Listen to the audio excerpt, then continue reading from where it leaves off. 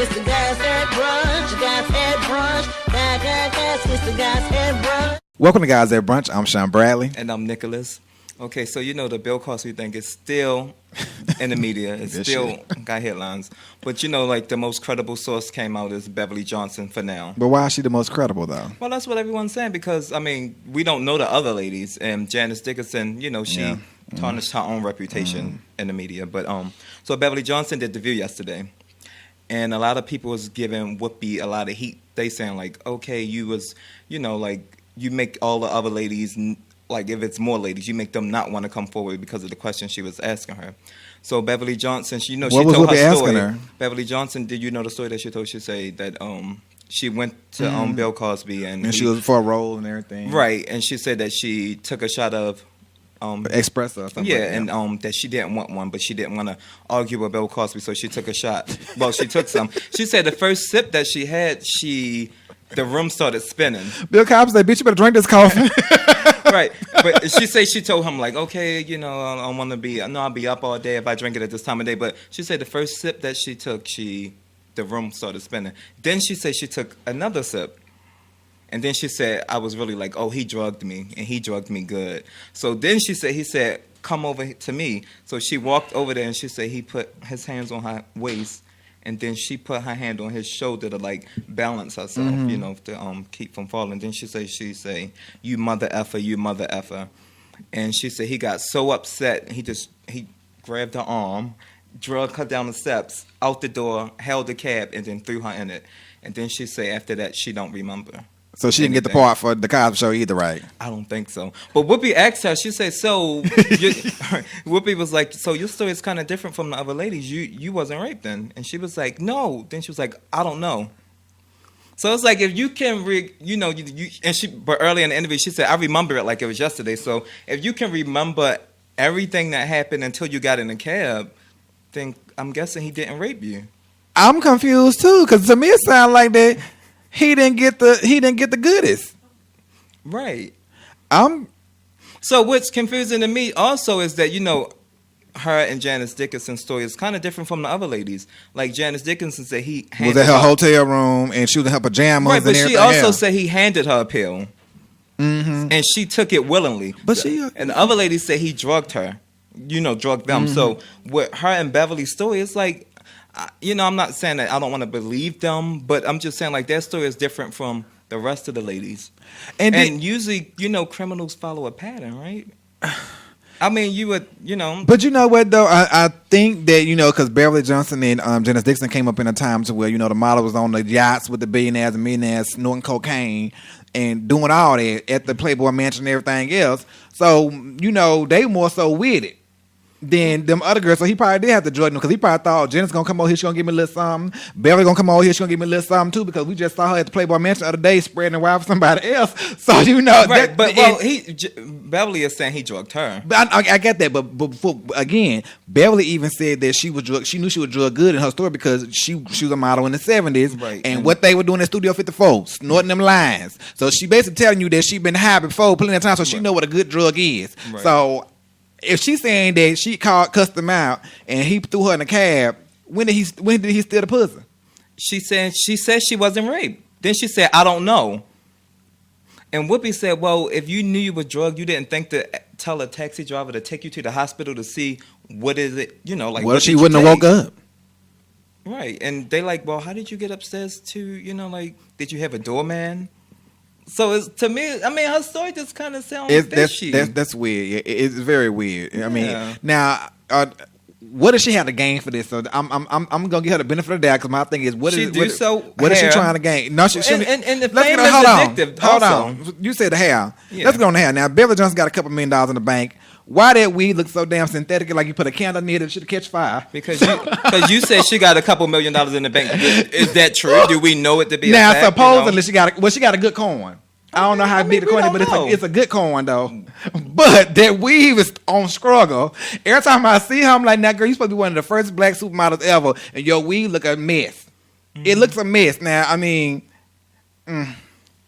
I mean, how do we? But even if it's not for the money, some people just addicted to the fame. That could be because Kathy Lee Gifford came out and said that Bill Cosby and tried to kiss her. Now Kathy Lee, of all damn people, should be taking 50 damn seats because her husband, Frank Gifford, is a known philanderer, known for slanging a dick left, right, and center. And she gonna talk about something. Bill Cosby tried to kiss her when her husband sleeping with everybody.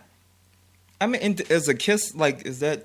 A kiss But, is again, more so- innocent than No, but I'm- what but to your these ladies point. accusing him of. Yeah, but to your point, fame is addictive. Yeah. And so she want to come out and say, "Oh, he tried to kiss me one day." I'm like, "Girl, get your ass down somewhere." Yeah, only these people who involved know. But I mean, for me, her story seemed like it damaged what the allegations was. To me, it don't. Well, Bill don't say nothing, Bill. Look, now I ain't saying you didn't do it, but And don't then- say nothing. And then Beverly Johnson said she called him 10 days later once she got to LA, and his wife answered the phone, and she was like, "Oh, he is so arrogant, gonna give me the number to his bedroom." Like, why wouldn't he though? Why wouldn't he give you the number to his house? Don't even sound right. The number to his bedroom, Right, because, that make that make me think like, did you have sex with him willingly and then you want something more or something? If it's a landline, I mean, I've got multiple phones in my house with the same damn number, so of course it might ring in my bedroom as well as my living room. So I mean, these women, I tell you, these models are beautiful but stupid. Now, my whole thing is, if Bill Cosby did steal the pussy, like they saying, why didn't they just? Why didn't they go ahead and somebody somewhere get him? Because to me, like prime example, my best friend got the cops got called. The cops got called. He got the cops called on him, and he called me next day like, Sean, I'm in jail. I need you to send me some money and something like that. Whatever. I'm like, okay, why you in jail for? He's like, cause old boy that we cool with, then called the police on me. So my stalking him and stuff like that or whatever. Okay. So my thing is, well, when I come down to Atlanta, let's go ahead and just follow his car. Wait till he parking Walmart parking lot. Let's go slash some tires. Let's go do something. Let's get him. Some type of way. And ain't no damn way in hell I'm going to let somebody just knowingly rape me and not do something on the low. So I'm just confused about that. Yeah, I mean, I agree, I guess, to some certain extent. But, I mean, some of the ladies probably didn't have the access to get close to him if he did this to them. Like, if he did it, like, how could they track him down? He's Bill Cosby. They got to him he got to him the first time. Yeah, but he invited them over to his place. And I'd have been like, Bill, we had such a wonderful time. I want to come back again. And maybe, I mean, I'm just saying for her story, maybe it seemed like she wanted to call. She called 10 days later. She wanted to call for something. I don't know if it was to say, "Oh, you raped me," or if it was to say, like, "Did I get the part?" Well, basically, the burden of proof is on them, and they ain't gonna prove nothing. They just basically yapping at the mouth right about now. They should have been yapping years ago, telling them girls on the low, look, if you get near Bill Cosby, let him try to put you on, but girl, don't drink nothing from him. And keep it moving. But they ain't even do that. And they did ask her, they said, did you tell anyone at the time? Like your sister, friend, anyone? She was like, no. But she was like, but that's rape victims don't usually tell. But is she a rape victim? That's what I'm saying. Or she just a roofed victim? Oh, yeah, right. So And when it comes to roofies, that stuff don't really supposed to be that intense unless you've been drinking. Like like when you hear about people who've been drugged, it only is intense when it's mixed with alcohol. But again, she is a model, a supermodel, and they be on them drugs, on them pills. But be if that's on the that case, vodka. if her story's true, is it something that she took and he kicked her out the house because he like, what are you on? Because she said he gave it a look like, what is wrong with you? So maybe it was something she was on. I'll put it like this: if this would ever go to court and she was going on the witness stand, his damn attorney would just drag her for filth. Yeah, because I would drag her right now, and I'm not even a damn attorney. And Janice. Well, Phaedra couldn't drag her, but Right. Well, y'all check out the interview that she did with The View, and y'all let us know what y'all think. Leave y'all comments. We'll be right back after this break. Welcome back to Guys at Brunch. Okay, so we have all this turmoil still going on in the nation about, African Americans and how they feel about the police and stuff like that. So my question is, are black people, specifically young black males, unknowingly making themselves targets for the police officers? And the reason I said it is because I have a 21-year-old.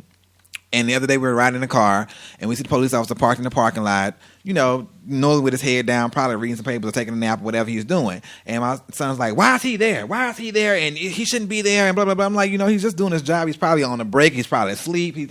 But he shouldn't be there. And I'm explaining to him, like, why are you so riled up about the police officer when he's in the parking lot doing what he's supposed to be doing? Basically, he's there so when cars drive around the corner, they'll slow the hell down.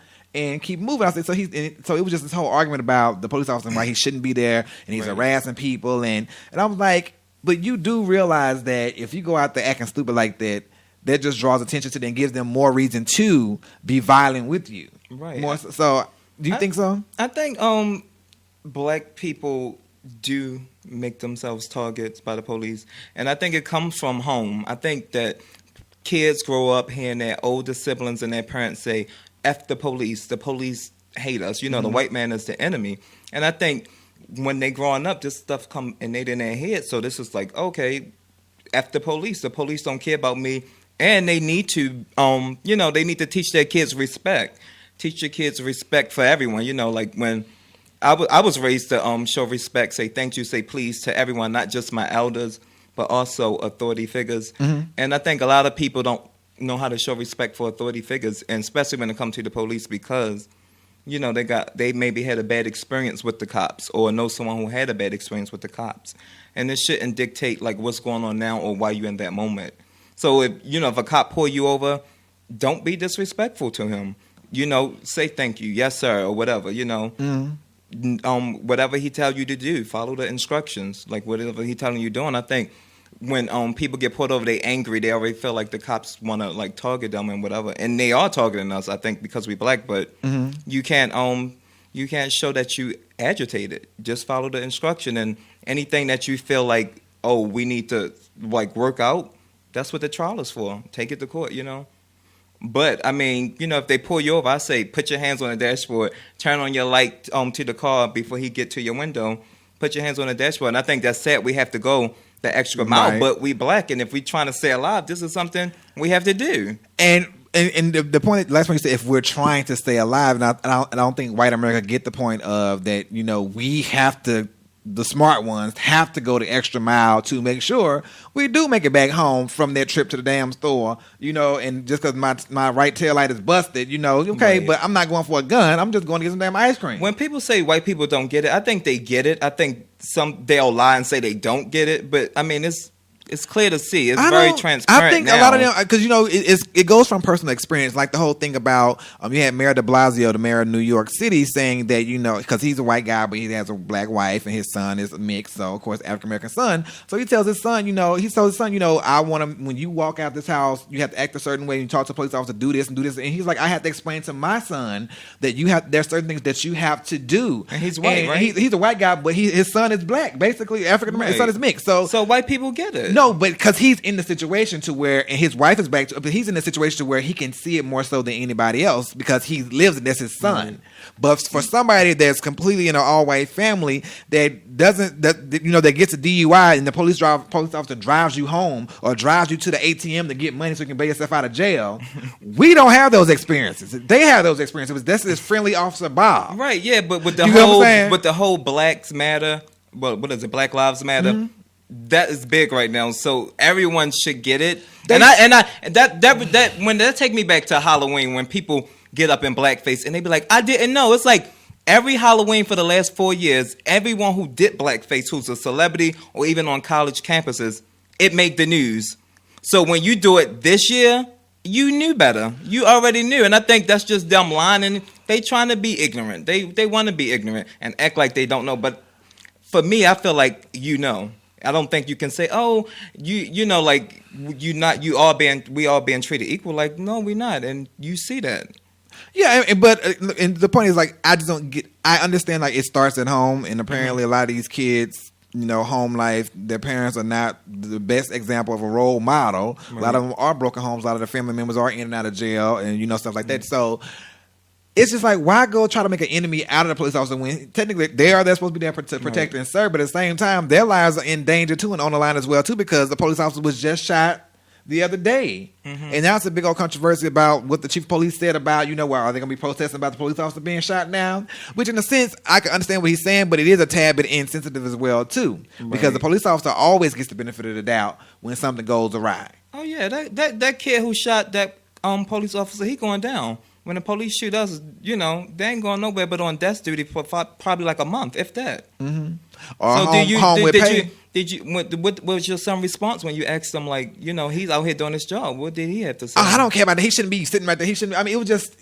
unintelligent. It just wasn't intelligent at all. It was just like, do you realize what you're saying and how you look? And this man is just doing his job, and he want to make it home like anybody else wants to make it home. And you're out here acting a fool and drawing attention to yourself. And now he got to come over here and figure out, okay, what the hell's going on? And is it going to escalate? And if it does escalate, what is he going to do?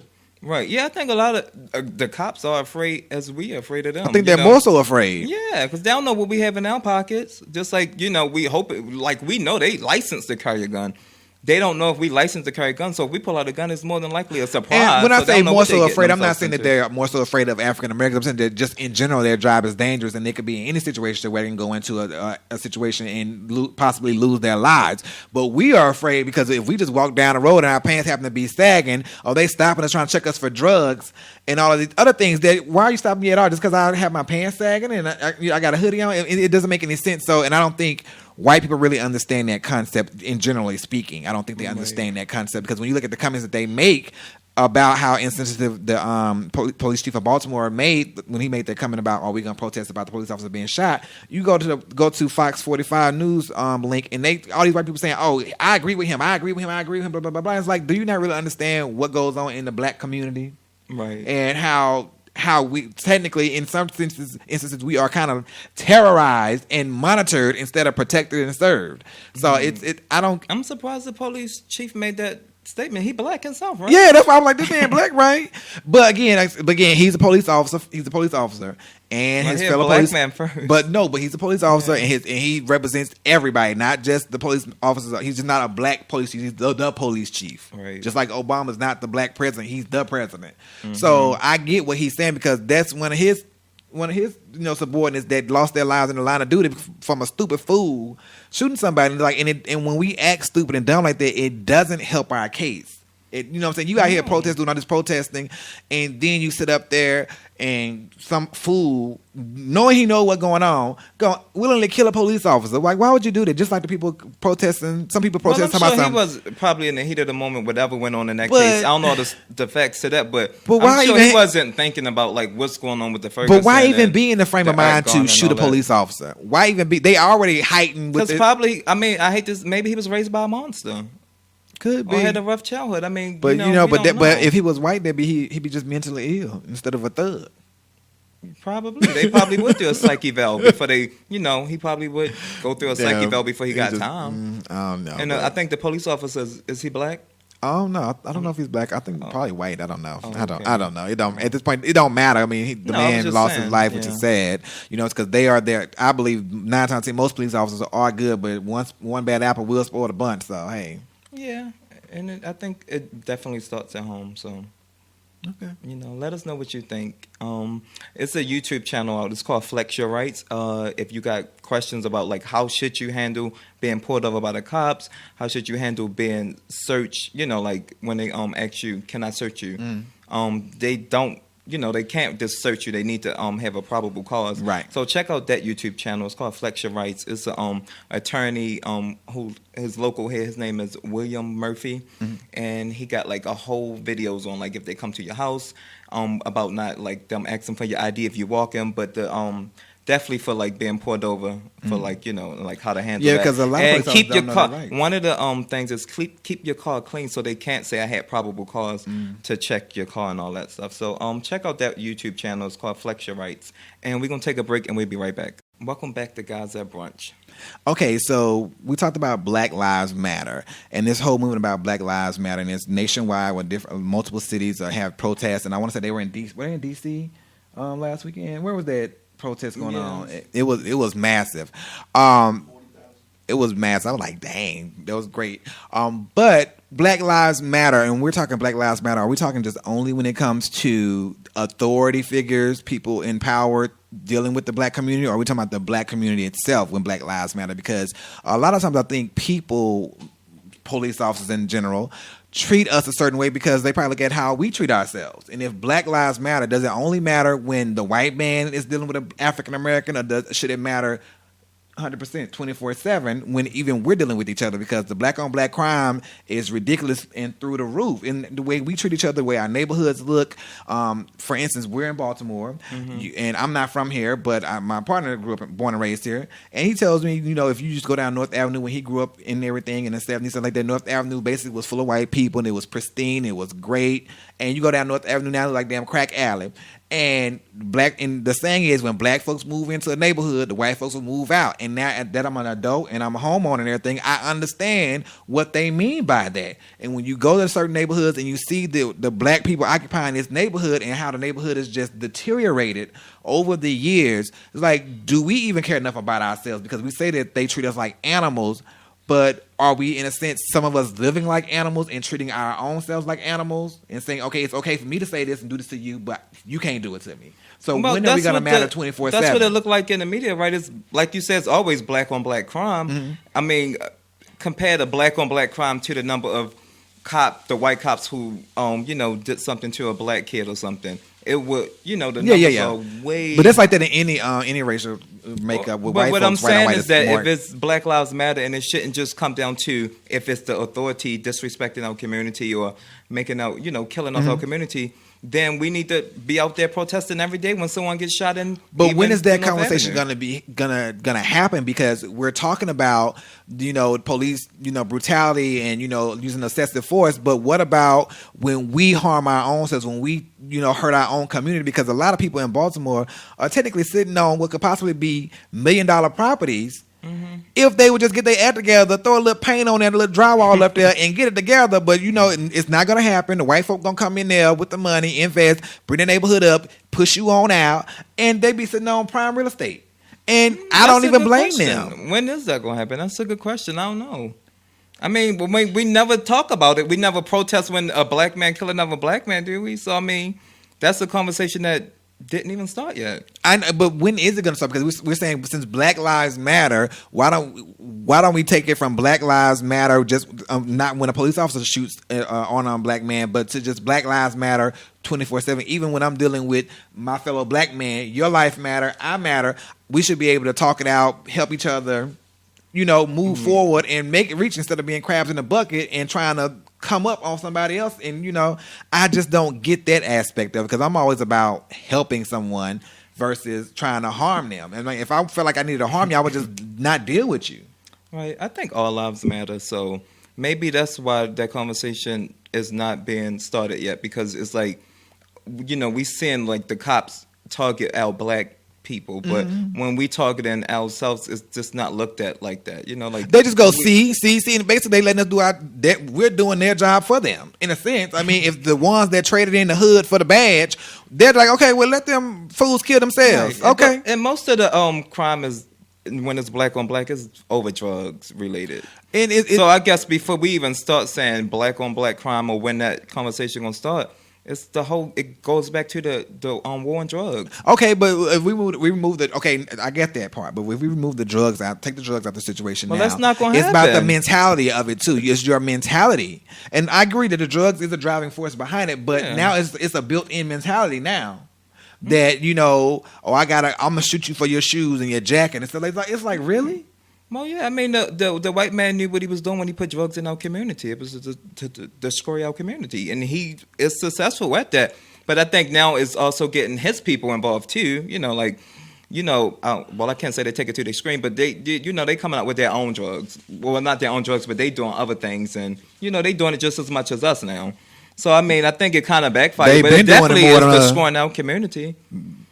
I think the drugs have destroyed our community, as well as entitlements have destroyed our community. The whole welfare food stamp program really just destroyed our community, because for decades you could just be on welfare forever. I mean, they had to kind of like force, when Clinton was in office, they had to kind of like force the Democrats to reform welfare to where you can only be on it for a certain amount of time, and you have to go actively look for a job and stuff like that. Because for one, you could just retire on welfare in a sense. Yeah, but even after 1996, Yeah, it with was the still, with the yeah. TANF Act, It's still kind of Yeah, like it's still that, like that I now in a believe, sense. Yeah, it's ridiculous. Like, I think if you have another child, you can jump back on. I'm not sure the whole details, but The whole thing about I mean, a pregnant yeah. girl, a pregnant woman at 18 years old can jump to the front of the line for a voucher to basically get free housing. I mean, If all she of was that. 21. If she's 18, if you're Oh. 18 years, well, not even just 18. If you're a minor too. If you're 17, probably. Right. But I know if you're 18 and you're pregnant with a child, you jump to the front of the line when you're going to public housing to get public Right. housing. But yeah, and even with welfare, like you say, but even before the 1996, it was what I think a man can't be in your home if you get in public assistance. So they messed up the black family. Yeah, I totally agree about that, and I think our black leaders don't ever want to take on that argument, because I watch Bill O'Reilly from time to time, and he does say, I think the destruction of the African American is the destruction of the black family, with the entitlements, with the fathers not being able to be in the homes, and that is true, because I think kids need structures from a man and a woman. A woman is our black woman is strong and powerful, but she can only do so much when it comes to teaching a young man how to be respectful. Okay. So do you think that they should allow the man to be in the home? Like, how do you think that we can fix it? I think you should be on welfare for a certain amount of time while you're actively looking for a job to better yourself and get yourself out of the situation, because it's up to you. But we can provide you an opportunity. You have to be able to take it. You're not just going to sit on your couch and decide not to go to work. That's just not going to happen. Right. And I grew up in a town to where I would be playing tonk. I'm from the South and everything. We be playing tonk, and people coming in. I got a raise on my food stamp. They give me $10 next month extra, and I'm shaking my head. Right. Like $10 extra, And it's also and they happy about it. But that also comes from, they see that great grandmother lived on welfare, their grandmother, their mother. So it's like become a lifestyle, and that's all they know. So I mean, when you had that conversation, it's deeper than Well, I have okay, to say, just get off the I couch can't- and let's just snatch your I don't believe that. senses away from you, because it's a lifestyle and that's all they know. So it's more deeper. It's like, gonna be a hard road your to hold, thinking but errors and it your needs to own- be done. Because my grandparents on both sides owned their homes, worked all their lives, retired, and everything wasn't on no welfare. Now, Right, my but that's mother, your another family story. compared But- to how many other families. Yeah, I agree with that. But again, like it's gonna be a tough road to hoe for those that And are look at you, career. you out here and you own your home now, Right. So that it trickled down to you. But all the other people who's on welfare, it trickled down to them, and their kids and their grandkids are on. So Democrats are basically, I think, it's false compassion, because if we do try to reform welfare to where it was like, okay, well, you can only be on welfare for the next 6 months to a year, and you have to prove to us why you need to be on there longer than that, because at this point in time, you have ample opportunity to go to some type of trade school, get some type of education, get something to help better yourself in your station, and it's just going to be a hard pill to swallow for those people that are lifestyle is on government assistance forever and a day, and it's like, get I think off of that 6 and better months to a yourself. year is unrealistic, so that's very being insensitive. If you No, say 6 what I'm months to a saying year. is, but there has to be. We got to start somewhere. 6 months to a year, but then prove to me after that year, petition, appeal. Why? Okay, at the years coming around. So next month, tell me why you need more time. But If I think you, they if do you're in do school, that though. After I think if you don't have another child, then I believe that after 5 years, then you can't you're not you don't I don't know. you don't get the But- assistance anymore. But again, but like 5 far years as the cash 5 years is a assistance. long time. That's a long time. 5 years? Because my thing is, if you're not in school trying to better yourself, But you might have what to are you raise doing? a newborn, and then Okay, they but- do have like free programs for But- them to become like dental assistants. but and yeah, nursing so assistants. do it. That's what I'm saying. I mean, I If think you're that doing stuff is mandatory now. I believe it's mandatory now. I don't think a lot of them taking advantage of it. I think they know their ways around the system. They know how to work the system. That's what it is. So if they know how to work the system, if it's having another child or whatever other new thing it is, they they do to get around the system. They know how to work And it. my thing is, since we're talking about Black Lives Matter, since Black Lives Matter, why are we voting lockstep for Democrats only? I mean, we give them at least a good 90% of the vote, guaranteed to give them 90% of the vote. Why not make them work for our vote? I mean, there are certain policies on the Republican platform that would definitely benefit the black community. There are policies on the Democratic platform that would benefit the black community. This last Why not election, make we them definitely work? didn't see that. This last Work election, for their vote. we got a lot of Republicans, and even in Baltimore, this is we got a Did the African Republican Americans mayor. not come out and governor. vote? Because they stayed home for the most part. And I'm like, but again, why should we vote lockstep just for a party? What have they done for us in over But these I think that decades? the black community is definitely disencouraged. But when they say I'm not going to go out and vote Democrat, they just choose to stay home. Yeah, and it's sad because Black African Americans were Republicans until was it FDR came along and did the was it New Deal? I think it's called New Deal. But the African Americans were Republicans because even Martin Luther King was a Republican. Yeah. And so it's just like if you would just really do your research and read about the different parties and just figure out what's your best interest and not a monolithic movement, we would be more better because a difference of opinion is so much better than everybody doing the same damn thing and not getting anywhere because we see where we are right now. They definitely should do their research, and I do know, again, to go back to the family, a lot of people be like, no matter what you vote, vote Democrat. I heard that before, so... Yeah. You know, that's what they think now is the people that's just for them. But right. And I'm independent, so I don't get my damn vote away no damn bad. You got to work for it. But I think that's all we have for today, y'all. Make sure y'all rate, comment, subscribe. Check out RadioOnFire.com. Check us out on YouTube, Guys at Brunch, RadioOnFire.com on YouTube as well too. IG, Guys at Brunch, Twitter, Guys at Brunch, Radio on Fire on Twitter, on IG as well too, and Facebook, like our page, Guys at Brunch. All right, bye.